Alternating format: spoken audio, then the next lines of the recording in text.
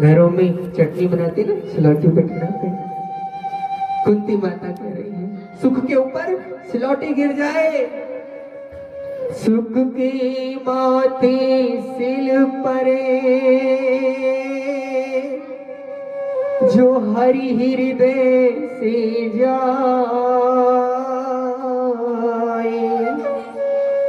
और मैं बलिहारी या दुख की,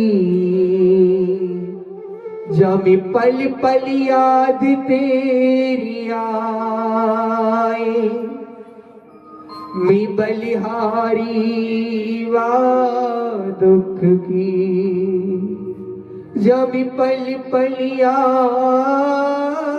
तेरी आए। आंखों से आंसू बह रहे हैं और बोली मैं जीवन में उस सुख के ऊपर पत्थर गिराना चाहूंगी जिसमें इंसान तुझे भूल जाता है, और उस दुख को मैं सर माथे पर लूंगी जिसमें तेरी याद आती है, क्योंकि कन्हैया तेरी याद दुख में ही आती है। सुख में कभी हम भगवान को याद कर पाते हैं? जितना सुख बढ़ेगा उतना भगवान दूर जाएगा, भगवान दूर हो जाता है। और इसीलिए कबीर जी ने भी कहा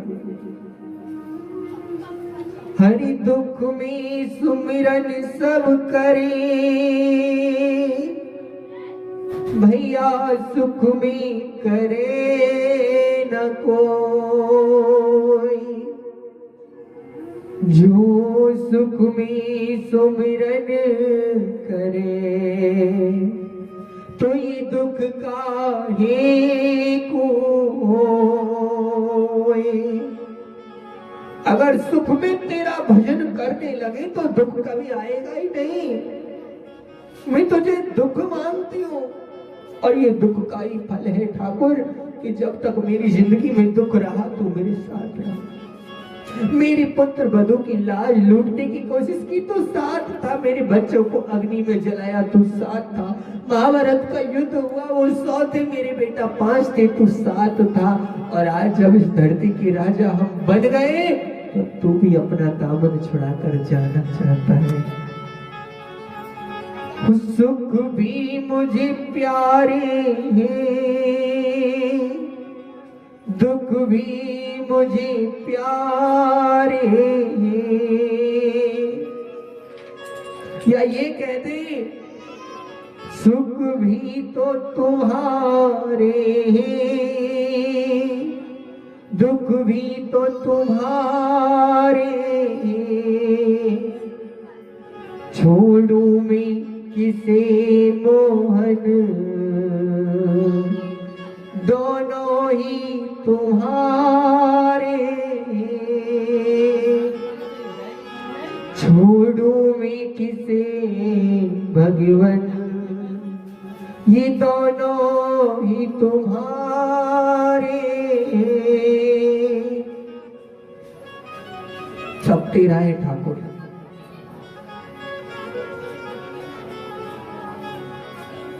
दुख चाहिए ना कोई भी,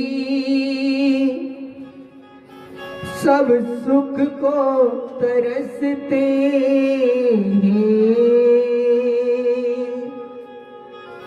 कोई मांगता है क्या दुख? सब सुख ही मांगते हैं, सबको सुख चाहिए। दुख में सब रोते हैं, सुख में सब हंसते हैं, पर सुख किसको मिलता है? सुख मिले उसे जिसने ये दिन दुख में गुजारे। सुख उसी को मिलेगा जिसने दुख को झेला है, और जिसे बिना दुख झेले सुख मिल गया तो वो सुख को बचा नहीं पाएगा भैया, हमेशा याद रखना। इसीलिए मुझे सुख नहीं चाहिए। भगवान बोले मैं दुख नहीं दे सकता तुझे। वो कुंती बोली तो एक काम कर दो, ये दुनिया का जो बंधन है ना इसे तोड़ दो, मेरे मन में जो बंधन है इसको तोड़ दो। भगवान ने वरदान दिया। भगवान जाने लगे तो भगवान को भीष्म पितामह की याद आई। माताओं, भीष्म पितामह के पास भगवान गए। भीष्म पितामह रोम रोम में बाण छिदे हुए, रोम रोम में बाण छिद रहे हैं। पता है, खड़े होकर प्रणाम भी नहीं कर सकते बेचारे। आंखों से आंसू बहाकर मन ही मन प्रणाम करके बोले, केशव, मेरी मृत्यु को सुधारने के लिए आज तुम आ गए हो। एक बात याद रखना, जी तो हम सही नहीं पाते, पर मृत्यु उसी की मंगल में होती है जिसकी मृत्यु पर संत रोता है, समाज रोता है, कोई गुरु रोता है। उस इंसान की मृत्यु किसी खुशी से कम नहीं होती है। आंखों से बहने वाले आंसू भी उसकी प्रशंसा करते हैं कि इसने अपने जीवन को ऐसा जिया कि आज जब ये दुनिया से जा रहा है तो हर रोने वाला व्यक्ति उसे याद कर रहा है।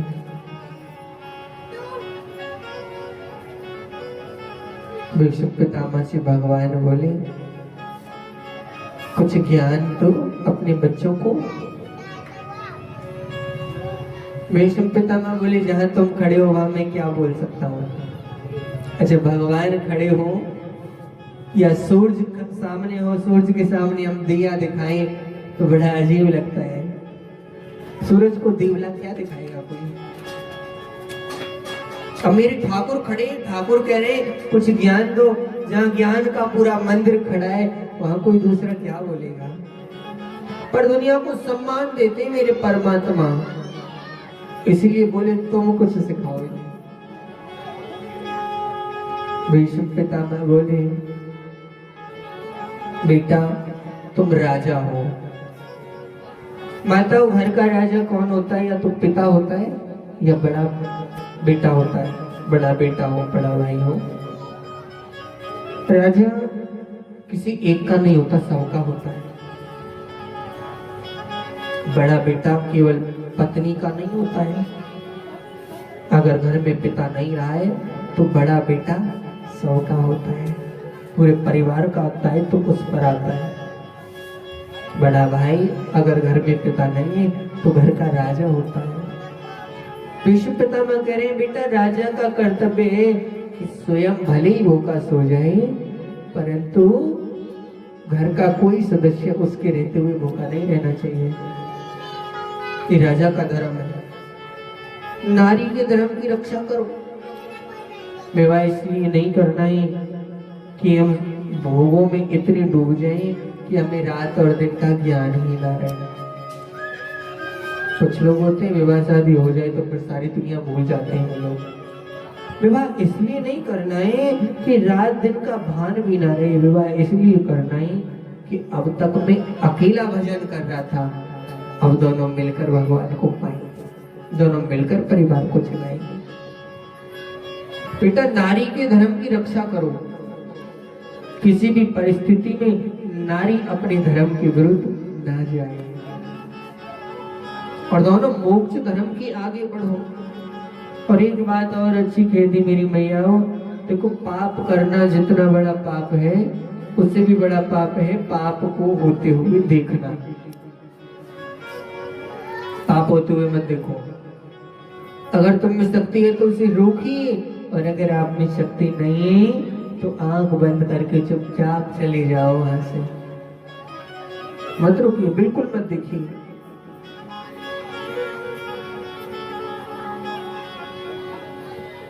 इतना कह रहे थे तो इनके बीच में द्रौपदी खड़ी है। अच्छा, द्रौपदी को हंसी आ गई थोड़ी सी। द्रौपदी हंसी तो भीष्म पितामह ने पूछ लिया, बेटी काहे को हंसी हो? बोले, दादाजी पर उपदेश कुशल बहुत तेरे। दूसरों को ज्ञान देना बड़ा आसान है। तुम कह रहे हो आंखों के सामने पाप होते हुए मत देखना, पर ये पाप तुमने क्यों देखा? मैं कैसे भूल जाऊं उस समय